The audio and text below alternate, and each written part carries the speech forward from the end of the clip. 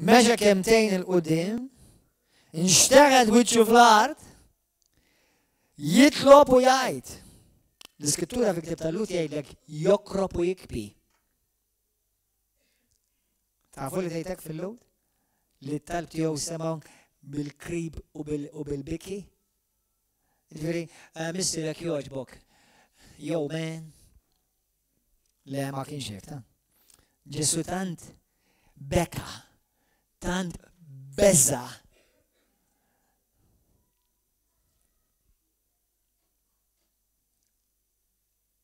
Qalbu nista' nipprova nimmaġina b'xi mod. Ġieli ħassejtu qalbkom meta tant tibda tħabba taħsbu għalha toħroġ minn ġisidrek. Titħabbat qalbu. L-Iskrittura tgħidlek fil-Getsemani Ġesu anka niżil waraq tad-demm. Dabel qatt m'għadda mill-ebda passjoni għadu. Da kollu pri. Għax kien jaf x'inhu ġej. Imma Ġesu dan il-kalxi tant beża minnu li talab il-missier jekk jista' jkun missier. Tħallinix nixrob dan il-kalċi. Għaw xi ħadd li bħalissa qed jgħid xi ħaġa aktar importanti minn dak li qed ngħid jiena, hemm wara titkellmu tnejn min-nies. U tantu maljenati jpallaw laqqas jaf li qed nirreferi għalihom. Nitkellem fuq id-demm ta' sidek Ġesu Kristu. Xorob il-kalċi tal-korla għalik.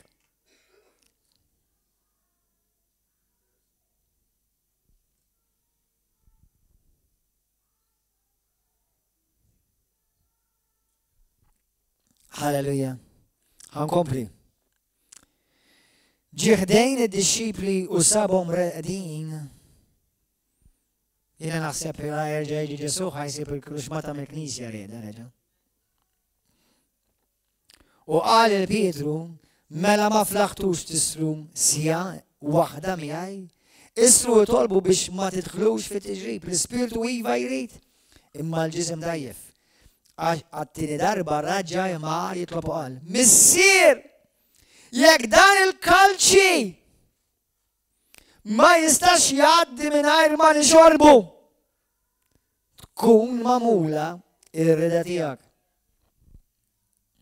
Mill-ġdid ġi u sabhom reqdin, mhux tal-li kien maffeċ, mhux tal-li kien imdejjaq, mhux tal-li kellu qalbu qed tinqasam, tal-li l-Kristjani bħal ġut minnkom li xorta tidu tibqgħu tpallaw wara li nkun għedtilkom xi ħaġa, li xorta tkom titolbu fuq il-mobile waqt li qed ngħidilkom fuq xi ħaġa daqshekk importanti, li xorta nkun qed ngħidilkom li Ġesu Kristu għamel da kollu xorta tkomplu tiċċekkjaw l-alloġġ u tkomplu titkellmu madwarkom, l-istess l-affarijiet għadhom insellum.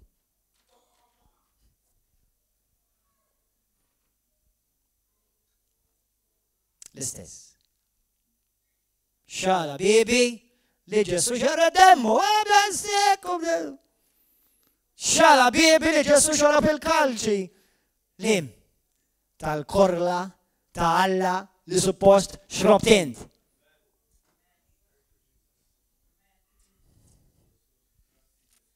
Kompri la fuq il-mobile. U kompri tħaldet, u kompri u d-ċajta għajja. No problem. Tant importanti li għandi dik ngħidilha jew dak għandi ngħidlu li id-dam ta' Kristu mhux xejn dak li għandi ngħid bħalissa.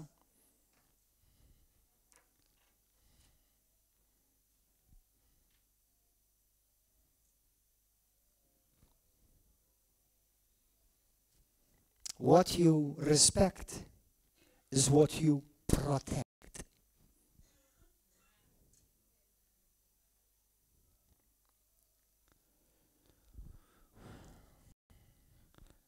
Morru fil-ktib ta' Ġwanni 3. Aħna mtellin f'kultura li mill-lat teoloġika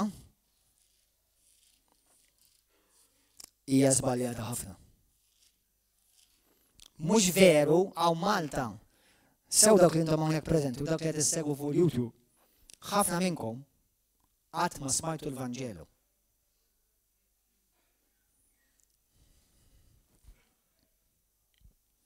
Għaw Malta l-instemat bis religjon. Il-pastardjata b'naqra kristjanizmu fuqa. Imma mazza fil-paganizmu, tradizzjonijiet u attitudni għala bibi. Laqwa li nagħtu xi ħaġa fl-aħħar tas-sena tal-istrina to appease our conscience. U ma fija xejn li tagħti xi ħaġa l-istrina u tagħmel karità. Anzi, kompli għamel. Halleluja. Ġwanni 3. Waħda mir-raġunijiet li tinxanda dan il-Vanġelju dan il-messaġġ ta' għaliex. Għax nemmen li Ġesu Kristu huwa fil-qrib ħafna. Ġesu Kristu huwa fil-qrib ħafna. U jekk huwa sew hekk, vera hekk, ħafna ħajintilfu. U dik il-kalċi li Kristu xorab għalihom għax huma ma iżżufjettaw bi Kristu bid-dem ta' Kristu b'dak li huwa qaddis fajni Alla, issa ħajxorbu huma dik il-kalċi xi darba. Għax il-kalċi li Kristu xorob besqu fih. Bl-attitudni arroganti għala bebi lej dak li Kristu għamel għalih.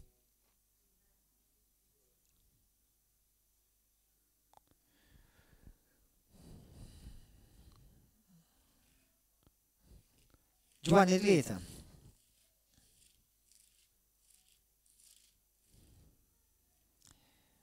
Jekk Kristu ġej dal-waqt u ġej żgur, ħatider qudiemu żgur, imma hemm ċans kbir li jidher fi sħab u jew inti naraw ħajn, wiċċ imwiċċ, għajn ma' għajn, u l-mewt ma narawix. Però dak biss għal dak il-poplu li aċċetta li Kristu xorob il-kalċi tal-korla talla minn flokku. Biss, pija għall-oħrajn. It's gonna be tough. Aħna Malta mrobbijin nisimgħu Vanġeli li mhuwa Vanġelu xejn, Alla jħobbok kif int. Laqqas hemm skrittura waħda fil-Bibja believe it or not li tgħidlek. Imma kont nemminha għal ħafna snin. Alla lili ma jħobbniex kif jien, Alla lili kont l-għadu tiegħu jien, int kont l-għadu tiegħu. Mur aqra l-Bibja. It's a good book. Efesin 2 ħanaqrawa kif tgħidlek li aħna konna l-edewwa tarla u konna uliet il-korla. Mhux uliet il-mħabba. Issa iva.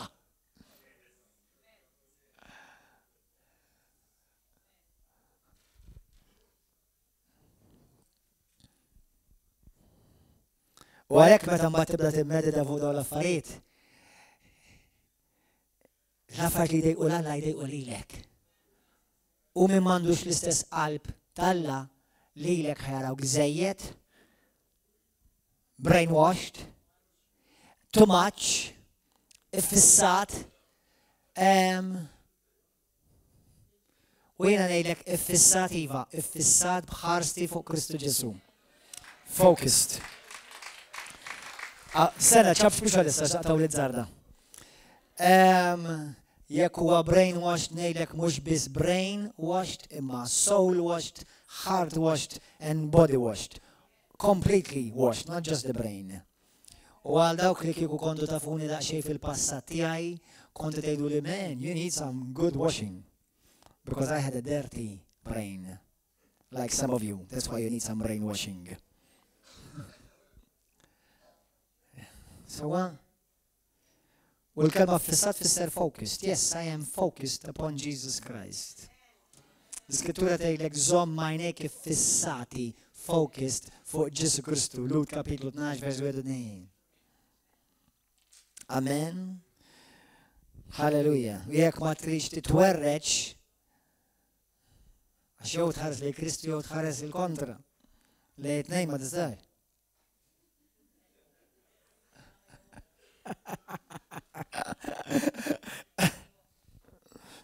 Halleluja. Ġwanni 3. ħafna minna smajna Ġwanni 3 versi 16 u skrittura sabiħ immens. Imma ħanaqraw kollu l-passaj, biex kollu, insomma, tlet skritturi u 4. Għax Alla ekħab id-dinja, versi 16, li tal-libnu l-waħdini biex kull min jemmen fih ma jintrifx iżda jkollu l-ħajja ta' dejjem. Għax Alla ma baċ l-libnu fid-dinja biex jagħmel ħaq mid-dinja, f'parentesi, fi brackets, ma biex jagħmel ħaq minn ibnu. Minn flok id-dinja. Imma biex id-dinja salva permezz tiegħu. F'Romani kapitlu 8 vers 32 tgħidlek li l-ibnu ma ħelsilix. Li l-ibnu ma ħelsilux, imma ħelisa lilek.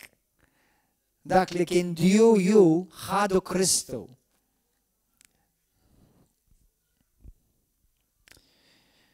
Sawa, għax ma mela. 18, min ma jemminx fih min jemmen fih, skużawni, 18, min jemmen fih ma jkunx ikkondannat. Iżda min ma jemminx fih mhuwiex xorta salvat bħalma xi predikaturi folos jipredika fuq il-ġin, kulħadd ħajsalva. Le, qed tisma' il-ruxmata profeti u għallima folots.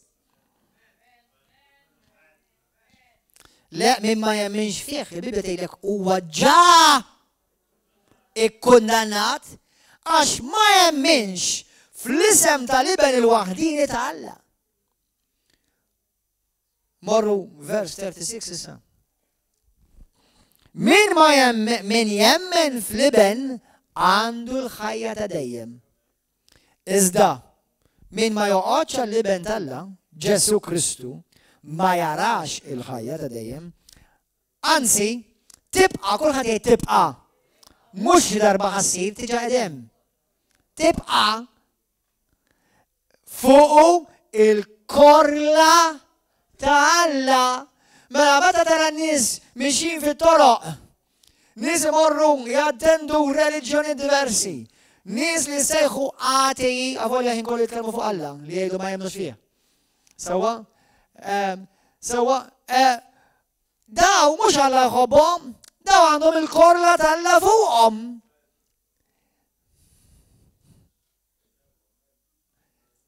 Issa, inti mibaw biex tipredkalhom il-Vanġelu tal-Grazzja li għal-kemm huma l-edewwa tal-Alla bħalma konna int, imma Alla titjhom ċans biex isiru maħbuba ta' Alla. Jitħabbu ma' Alla. Għalhekk Pawlu jgħidlek fit-tieni Korintin kapitlu 5 vers 17, nitlobkom ħuti please ja ħasra, itħabbu ma' Alla. Qed jokrobilhom. Għax l-apposta x'inhu? Edewwa tiegħu.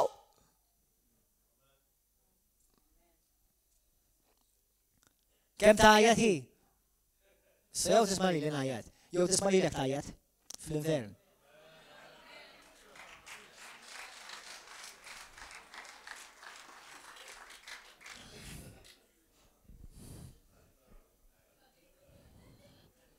Hallelujah.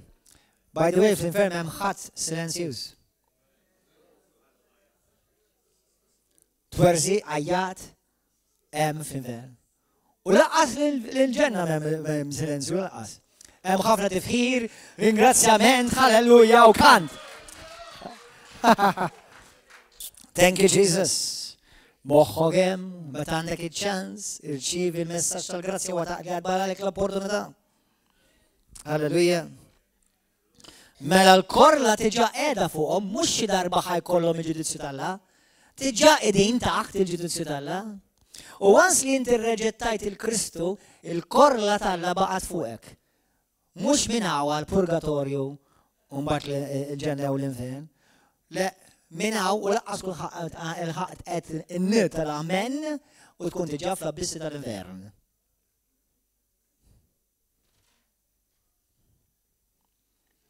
Għax l-eternità ta' kemm hija l-bogħod? Pawlu xejt, Filippin kapitlu 1, jgħid il-moment li jiena noħroġ minn dal-ġisem, fakkatajn immedjatament jiena nkun fil-preżenza ta' Kristu. Għal daw kollha li għadu jitolbu biex il-qaddisin jitolbu wara li jmutu u wara xi ġimgħat ħadd jitfruhom ejja ġrietlu ejlu hemm.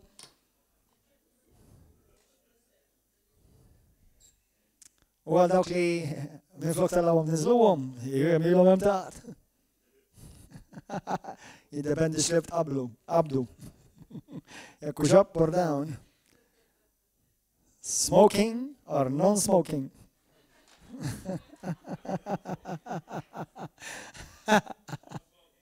Amen.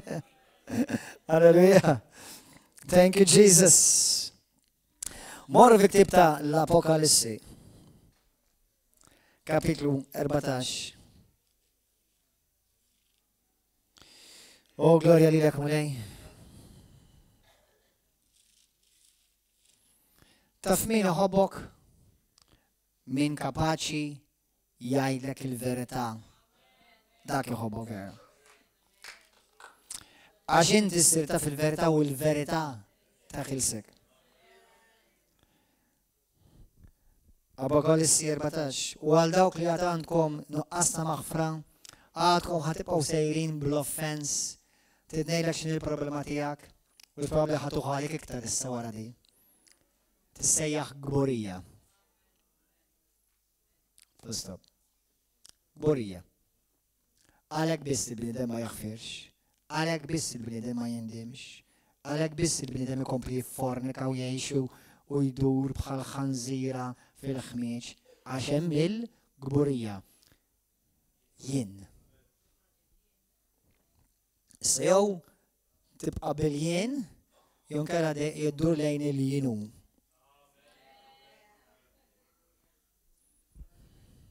Int mintix imma, int żgur mintix il-jienu. Amen. Apokalissi 14, vers 10.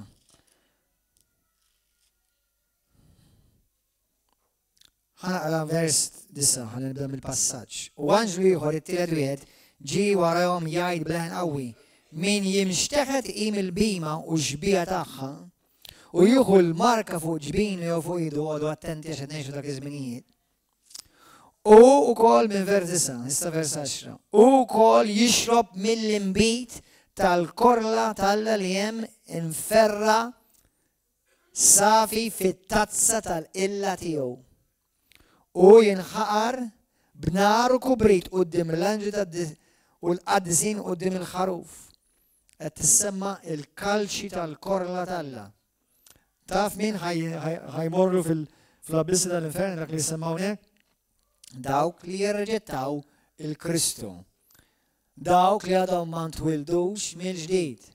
Dawk li għadhom qatt ma esperjenzaw is-salvazzjoni. Inti ma salvax għax int reliġjuż. Int ma salvax għax tagħmel opri tajba, anke kun Pavarotti. Inti ma salvax sewwa, inti ma salvax għax taħseb li inti tajjeb. Inti salva biss għax Kristu ħal-korla talla li kienet dju lilek imma xoraba kollha hu biex inti tista' tibbenefika mill-kalċi li issa ħanġu għalih il-kalċi tal-barka li qed il-ħajja. Hallelujah. Gloria l-mulej. Amen. Għalek biss.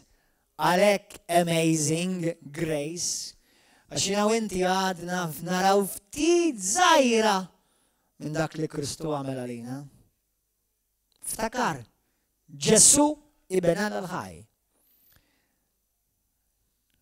Bniedem perfett bla dnub u fl-ispirtu Alla etern. Beza bil-kalċi tal-korla talla. Ma nafx li ma hero les li ħajmur għal-qoddim Alla minna li ħajpantalu l-bon.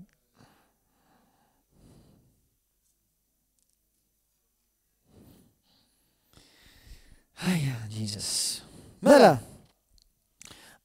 Apokalissi 16, vers 1. U smajt li qawwi ġej mit-tempju u jgħid lis-seba' anġli. Morru ferraw is-seba' bwieqi tal-korla talla fuq il-art. Morru malajr, ħanurikom għax fit-Testament il-qadim hemm ħafna fuqhom daw. Ħanurikom waħda morru fil-ktieb ta' Ġeremija. Vers kapitlu 25, vers 15. Għalhekk meta tqum filgħodu tgħidlu grazzi mulej. Qabel ma tmit rasek fuq l-imħadda tgħidlu grazzi mulej. Jekk inti tisbalja tgħidlu grazzi tad-dem għaddejs tiegħek mulej. Jekk inti tagħmel xi ħmerija, tgħidlu grazzi mulej li inti ma tfajx il-kollha tiegħek fuqi għax hemm Kristu li għamel tajjeb għalija li jissejjaħ l-avukat tiegħek kontinwament jidħol għalik quddiem Alla. M'għandek bżonn l-ebda qaddisa patrun għax huwa dak li kontinwament jidħol għal quddiem Alla għalik. Jissejjaħ il-qassis il-kbir li dejjem jisma' l-istqarrija tal-fidi tiegħek li les li wassallek il-fidi tiegħek u l-istqarrija tal-fidi tiegħek quddiem it-tron tal-grazzja tal-Alla. Lilek Alla ma jilqakx ma li libnu jilqaw għalik. Morru għaqraw Lut kapitlu 3, Lut kapitlu 9, Lut kapitlu 10. Jiena u inti, aħna jiena u inti rridu nifhmu aħwa u ifhmu sew. U jiena naħseb fl-opinjoni tiegħi dejjem nikber f'din revelazzjoni għax tanti hija kbira l-Bibja tgħidlek jekk aħna niġħdu salvazzjoni hija kbira, kif ħaneħilsuha? Il-Viri Ġesu, għara, xtralna salvazzjoni kbira, ta' għara, tant kienet kbira li kallu jistri Alla. Għaxu bis kien jifordja.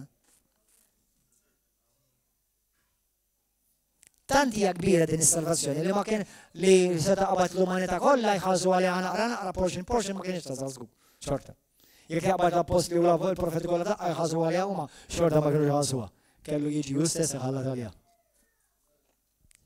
Daqshekk hija kbira. Ġeremija, kapitlu 25, vers 15, ħantikom it-tazza tal-adab tal-mulej fuq il-nazzjonijiet.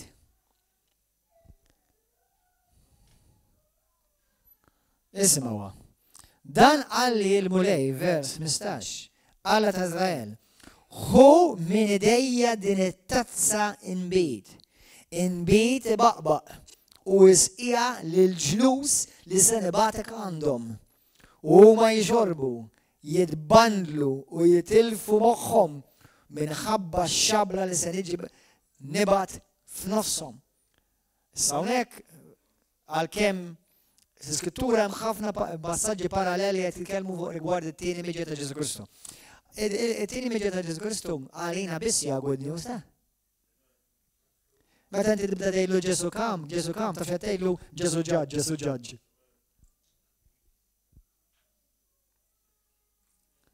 Għax għalija biss huwa għalik u għalija dawk kollha li jarfu l-Kristu biss hija bxara tajba, għax dawk li l-Kristu irreġettawh, għalihom ħajkollhom jxorbu sal-qiegħ il-kalċi tal-korla tal-Alla. Mhux għalhekk il-Bibja tgħidlek fil-ktieb tar-Romani, tgħidlek li l-mulej iħenn għal dawk il-vessi li dajfa biex ma jitfax il-kawla tiegħu fuqhom. Id-dinja laqqas taf, maġġoranza ta' Malta laqqas taf li l-Kristjani qed jagħmlu pjaċir il-pajjiżna. Għax jekk inti l-melħ tal-art, aħna dak li nippreservaw l-art mill-ġudizzju tal-Alla. U għalhekk għandna bżonn nitolbu għal pajjiżna, nitolbu għal nies tagħna, għal familji tagħna, għalhekk nitolbu. Amen. Efesin, kapitlu 2. Morru jemmalaj.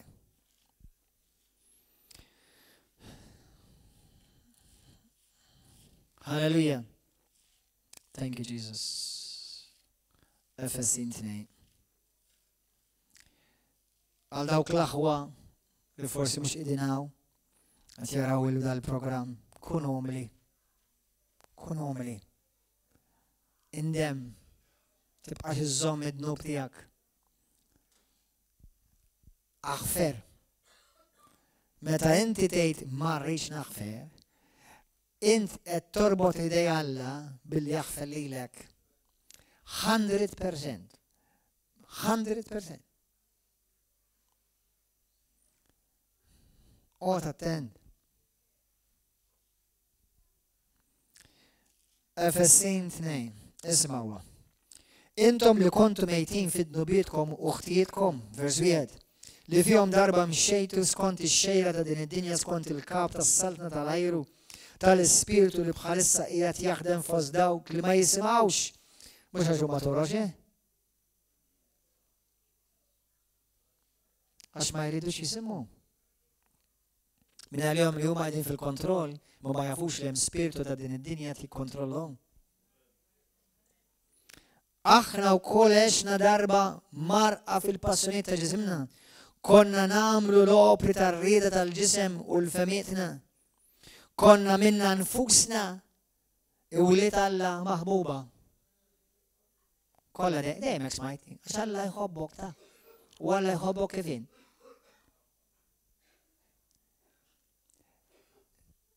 Le, dik mhix il-verità sħiħa. Ara kif inti Alla żgur ma jħobbokx. Għalhekk kellu jgweldek minn ġdid. Issa, iħobbok fis-sens għax permezz ta' Kristu ħabbek. Għax dak li Alla għamel fi Kristu għalina. Għamlu għalina li ma kienx ħaqna. Imma sakemm aħna għedna dik l-amen u ħassir rida tiegħek mulej f'ħajti, ma kontx qegħdin niġi maħbub ta' minn Alla. Kont qed inġorr sentenza fuq rasi. Kien hemm il-paċenzja tal-Alla taħdem fija, fuqi propju mhux fija. Aħna wkoll għexna darba ismaħa. Imma Alla, vers 4, mela vers 3 tgħidlek, konna minn nfusna wliet il-korla bħal bqija tal-bnedmin. Id-dinja kollha huma taħt il-korla tal-Alla. Ma nafx għaliex xi ħasra ċertu nies jiġu mistedna fuq television biex jagħmlu ruxmata di xib li folots mhumiex vera ta' Kristu.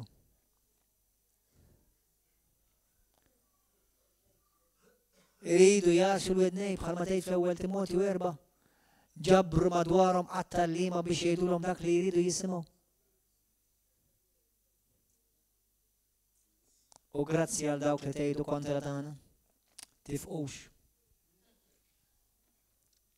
Better than advertising is better than no advertising. Kemm hawn nies li semgħu xi ħaġa ħażina ma juru fitxu u sabu li intom kontu giddiba. Thank God. Għax l-erf tal-Alla, l-erf tal-bniedem il-Bibja tgħidlek huwa blu għal Alla. U dawk li jaħsbuna marrif bliħu aktar. Pero ħalli nsaraħlek rasek, saw dak kollha li intom hawn, saw dak kollha li taraw, saw dak kollha li intom ta' Kristu, u saw dak li intom tal-Antikristu. Ħanserħilkom raskom, kollha kemm aħna boloħ. Aħna boloħ għax sibna l-Kristu, intom boloħ għax irreġettajtuh.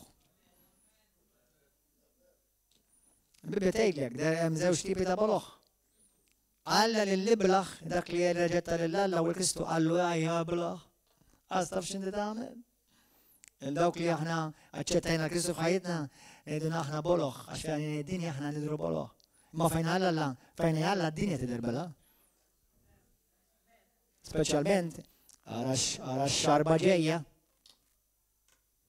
Għad-dinja.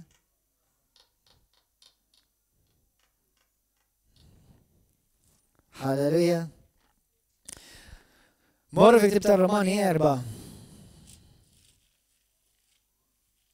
Ħalli issa meta nitqarbnu u nieħdu sehem fil-ġisem quddiem ta' Sidna Ġesu Kristu u l-mejda tal-mulej. Kemm ta' prezz iktar issa dak li tibda tiċċelebra f'Karisto.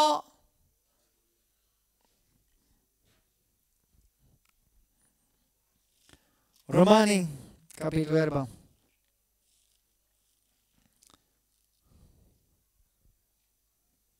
Vers preżenza tal-mulej daw.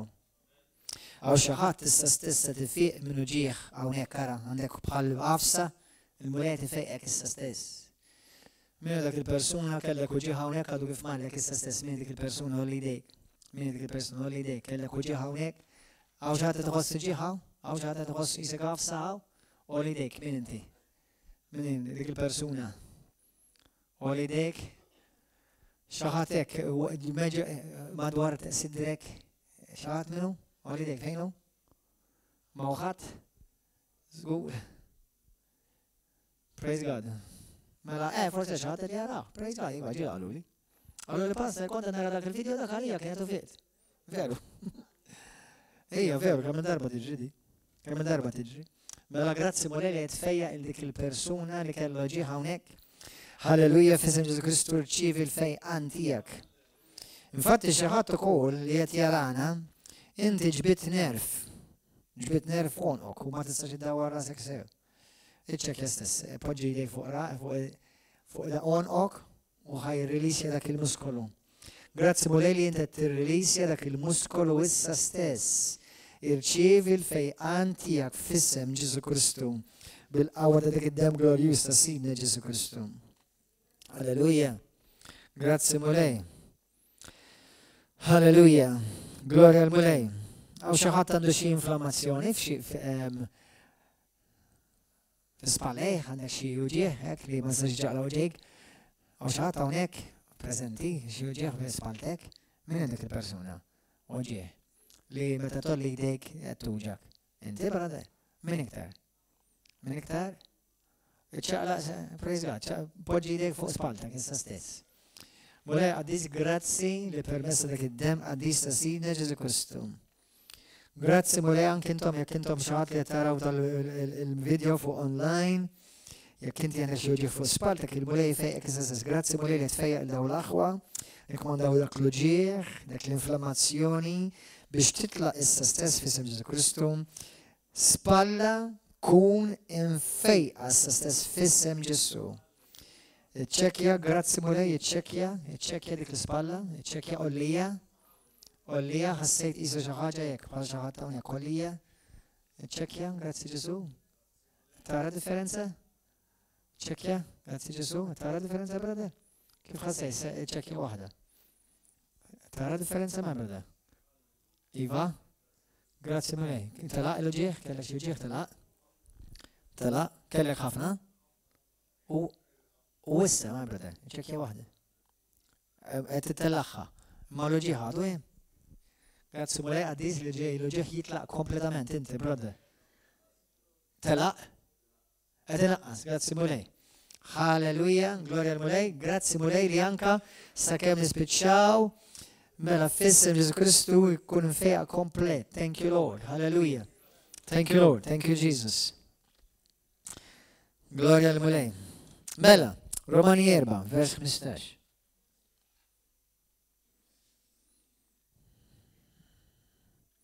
Għax li kiku fil-wirt kellhom jidħlu biss dawk. ħanaqra vers 4 minn ħanaqra minn bidu 13. L-Abraham jew li nisel tiegħu il-weda li jirtu d-dinja ma saret ilhomx permezz tal-liġi, ma permezz tal-ġustizzja bil-fidi. Għax li kiku fil-wirt kellhom jidħlu dawk biss li jgħixu bil-liġi, il-fidi kienet tisfa' fix-xejn u l-weda ma kienet tkun tiswa xejn. Imma liġi korla iġġib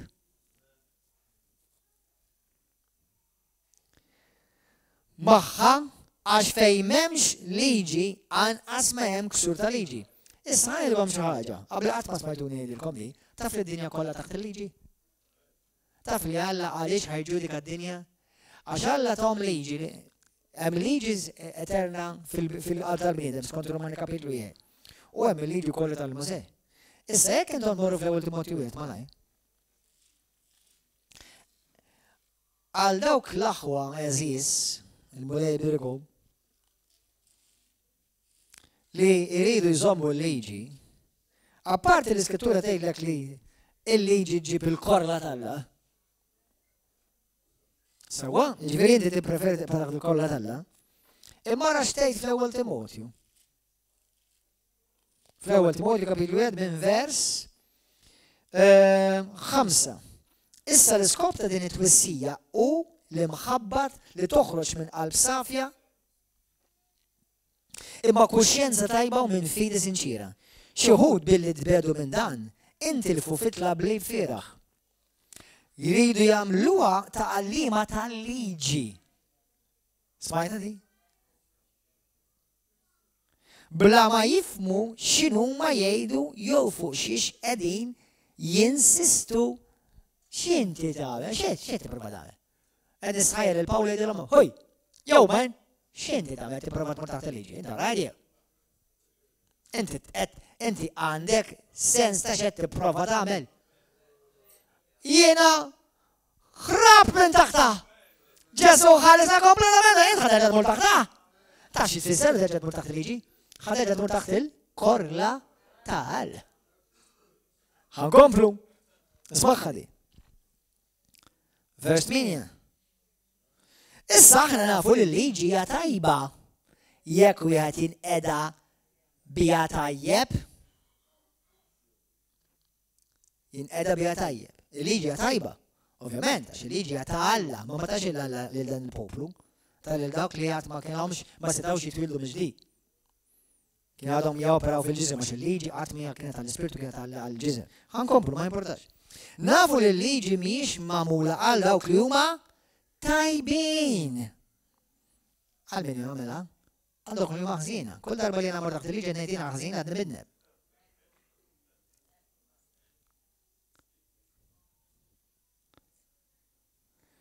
Miex, mela, nafu li l-liġi miex magħmula għal dawk li huma tajbin. Righteous ġifieri bl-Ingliż. Imma għal dawk li huma bla liġi u bla razan. Ħżiena u midembin bla reliġjon jew bla twemmin. U sagriliġġi, attila ta' missirietom u ta' omietom, attila żien jew sessuali, negozjanti tal-irsiera, giddiba dawk li jaħilfu l-fals. U għal dak kollu li jmur kontra talim sħiħ. Mela għal min il-liġi? Tidnejlek għal min il-liġi? Għal dawk li marfuxat il-Kristu Ġesu biex permezz tiegħu jiġu tajbin. Righteous. Righteous. Issa għal dawk li għad m'għandhomx il-Kristu, jiena u inti, peress li naw inti ngħixu issa fil-grazzja, jiena m'għandi bżonn l-ebda liġi tgħid li tisraqx għax naf li Kristu fija ħajjed li tisraqx. Imma għal min m'għandux il-Kristu, x'tgħid il-liġi? Imma ftakar li l-liġi tfisser li għadek taħt il-korla ta' Alla. Għal min għandu l-Ispirtu, l-Bibja tgħidlek m'hemm bżonn l-ebda liġi. Galatin kapitlu 5 tgħidlek l-aktar mod ċar. Tgħidlek min jgħix fl-Ispirtu, għandu bżonn l-ebda liġi. Fl-Ispirtu tal-Alla ġifieri nitkellem għall-Kristjan, Imma għal min m'għandux l-Ispirtu tal-Alla, għad min m'għandux huwa mhuwiex imwieled mill-ġdid. Għal dak għandu bżonn il-liġi. Jiġifieri, għal Maltin kollha ta' Malta għawdex li ċaħdu l-Kristu, jalla mhux ħafna minnhom, sewwa dak tihom il-liġi. Għax minn liġi daw jgħixu bħal ġungla mbagħad. Għal dak għandhom bżonn il-liġi jridu jżommu xi ħaġa. Issa, il-liġi ma titfakx il-ġenna, il-liġi ġast iżommok il-bot barra mill-ħabs. Il-liġi morali tgħinek tgħix ħajja biex ma tmurx il-ħabs. Imma Kristu biss jgħinek ma tmurx l-infern. Amen? Importanti di aħwa. Mela għal dawk għalina aħna konna Alla kienet jiġġudikana bil-liġi u qed jgħidilna aħna kollha ksirna liġi Rumani kapitlu 3 vers 23. Kollha dembu u kollu waqgħu mill-glorja tal-Alla. U ħadd minnhom ma żamm il-liġi laqqas wieħed biss. Vers 10. Amen? Ġesu xorob għalina il-kalċi tal-korla biex aħna nixorbu il-kalċi tal-bulej, il-kalċi tal-barka, halleluja. Issa morru fi ktib ta' l-ewwel Tessalonikin kapitlu 1. Taqbdu xi ħaġa żgħira? Aħwa. L-ewwel Tessalonikin kapitlu 1. Vers 10.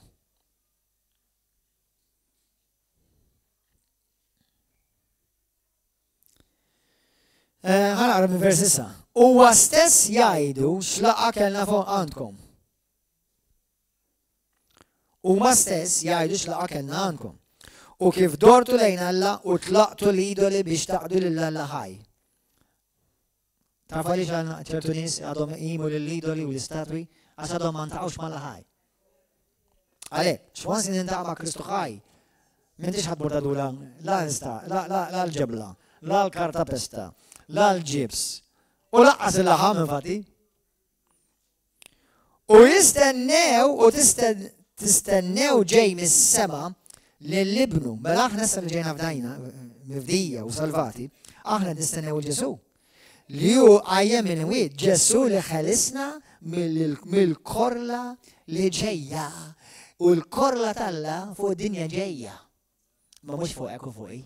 Għax li ħalisna mill-korla talla. Halleluja. Grazzi Ġesu. Morru fl-ewwel Tessalonikin kapitlu 5. Kapitlu 5. Vers 9. Għax Alla ma għażilniex għall-adab imma biex niksbu is-salvazzjoni permezz ta' Sidna Ġesu Kristu. Li mitalina sabiex sew jekk inkunu nisru u sew jekk inkunu riqda meta jiġi ngħixu ħaġa waħda miegħu. Għalhekk farġu lil xulxin u ibnu lil xulxin kif qegħdin tagħmlu. Romani 5. Vers 9. Tallimtu xi ħaġa llum aqwa? Romani 5, vers 9. Kemm aktar u aktar issa li aħna ġustifikati b'demmu insalvaw permezz tiegħu mill-korla ta' Alla. Morru fl-ewwel Korintin issa 11.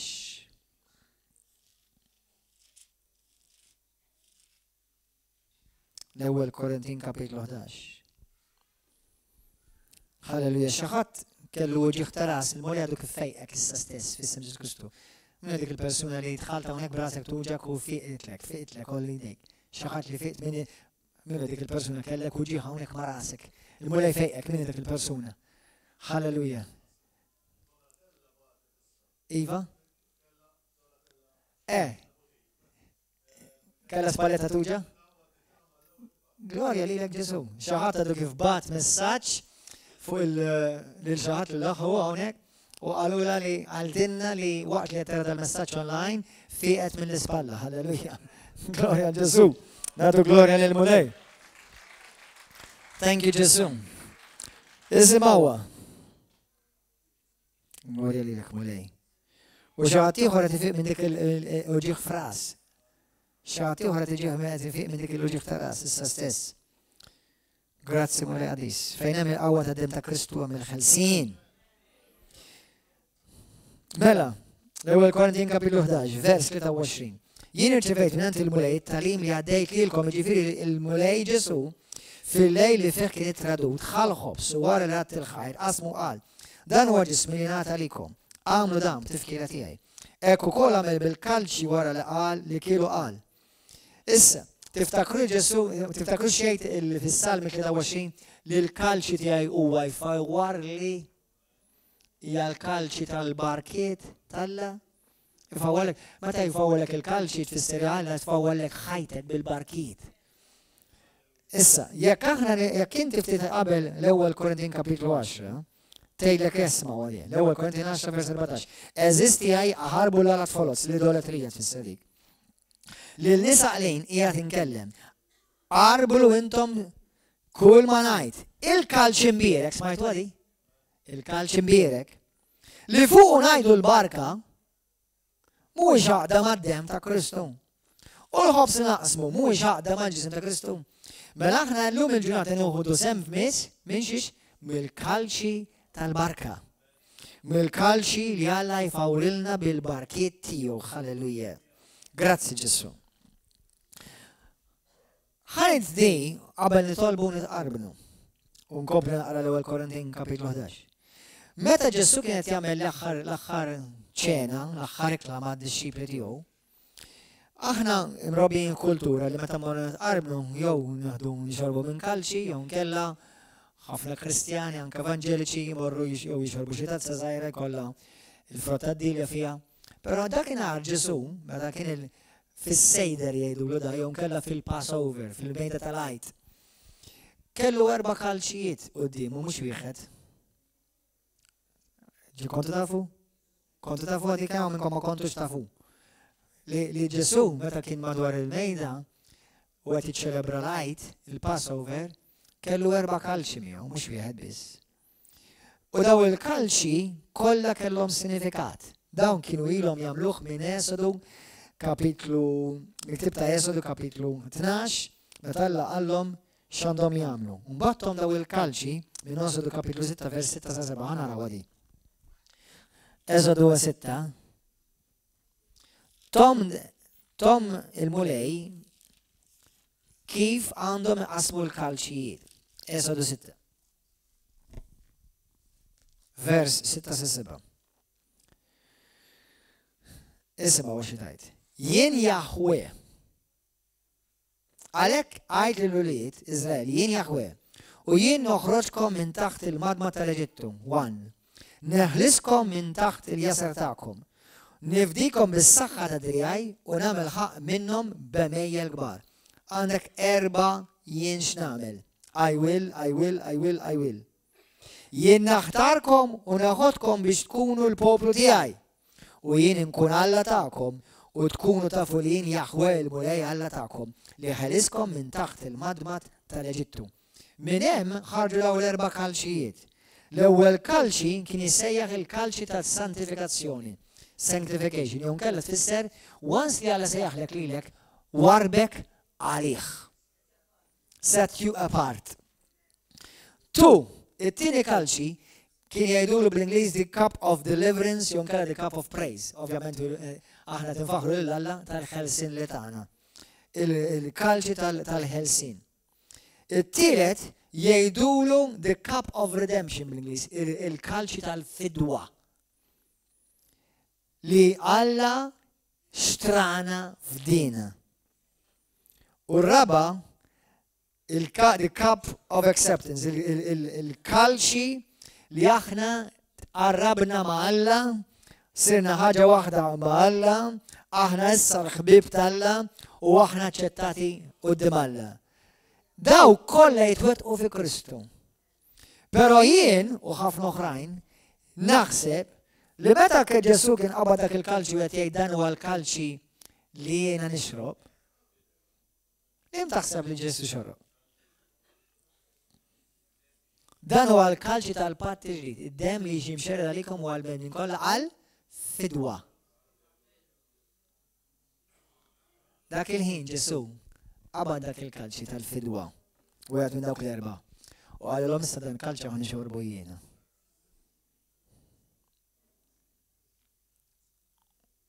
U laqtu kollu. U l-lum jew inti mistednin biex nieħdu sehem fil-kalċi tal-barka l-ewwel Korintin 11. Imbierek li huwa l-kalċi imbierek li fuq ngħidu mhux jgħid xi ħadd partikolari jew jiena rid ngħidha, il-Bibja tgħidlek li aħna ngħidu il-barka. Vers 23 nerġa'. Tuni daqsxejn mużika. Ħanejd it-talba ħanitolbu flimkien. Li nirċivejt nant il-mulej it-talim li għaddejt lilkom, jiġifieri l-mulej Ġesu li leħ fil-lejl li fih kien ittradut ħal-ħobs u wara rat il-ħajr qasmu qal dan huwa ġismi li ngħata likom, għamlu dan tifkira tiegħi.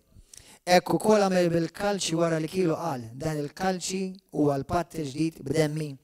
Għamlu dan kull meta tixorbu tifkira tiegħi. Ġifieri meta issa tersqu għall-mejda tal-mulej, issa aħsbu sew, iftakru sew. X'sar? X'kelli ngħaddi minnu għalikom? Mela kull meta tiklu dan il-kalċi, tiklu dan il-ħobs u tixorbu dan il-kalċi, intom qed ixxandru l-mewt tal-mulej se ma jiġi. Isimgħuni, interessanti, għaliex tgħid inxandru l-mewt?